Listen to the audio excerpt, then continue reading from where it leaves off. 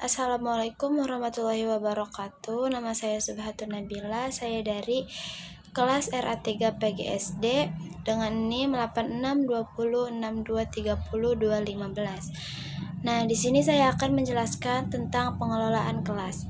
Pengelolaan kelas merupakan proses penting yang menjamin terciptanya lingkungan belajar yang efektif dan menyenangkan. Pentingnya pengelolaan kelas. 1. Untuk memaksimalkan proses belajar.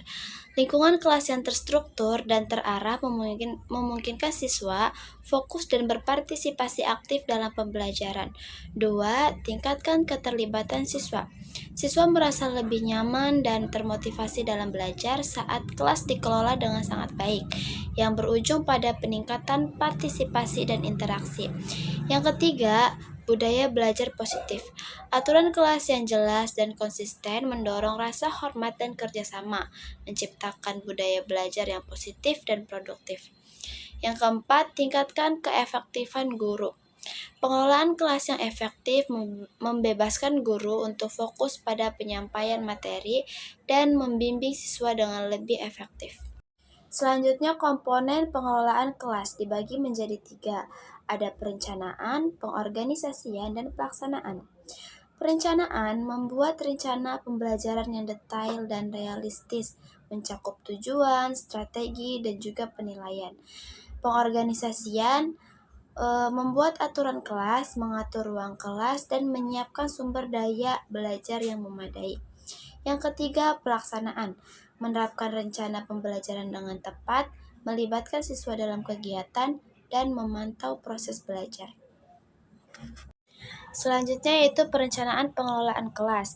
Di sini dibagi menjadi 4, ada tujuan pembelajaran, strategi pembelajaran, aktivitas pembelajaran, dan juga penilaian. Nah, untuk tujuan, tentukan tujuan pembelajaran yang spesifik, teratur, realistis, relevan, dan terikat waktu. Kemudian pilih strategi pembelajaran yang sesuai dengan kebutuhan siswa, konten materi, dan juga tujuan pembelajarannya. Tentukan aktivitas pembelajaran yang menarik untuk meningkatkan keterlibatan siswa. Penilaian, tentukan metode penilaian yang efektif untuk mengatur pemahaman siswa terhadap materi.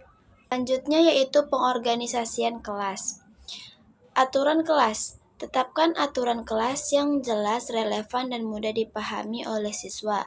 Tata letak kelas. Atur tata letak kelas yang memungkinkan interaksi dan pembelajaran yang optimal.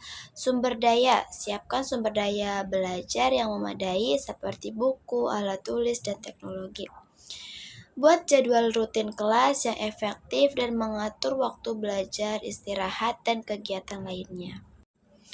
Pelaksanaan pengelolaan kelas. Yang pertama ada presentasi materi. Sampaikan materi pembelajaran dengan jelas, menarik, dan juga efektif. Yang kedua, aktivitas siswa. Libatkan siswa aktif dalam kegiatan pembelajaran seperti diskusi, kelompok belajar, dan juga presentasi. Yang ketiga, pemantauan. Pantau kegiatan siswa selama pembelajaran dan berikan bimbingan yang diperlukan. Yang keempat, penilaian. Lakukan penilaian terhadap pemahaman siswa dan berikan umpan balik yang membangun. Pengawasan pengelolaan kelas. Ada pengawasan aktivitas, memantau kegiatan siswa dan memastikan mereka mengikuti aturan kelas. Pengecekan tugas, memeriksa tugas siswa secara berkala dan memberikan feedback yang konstruktif.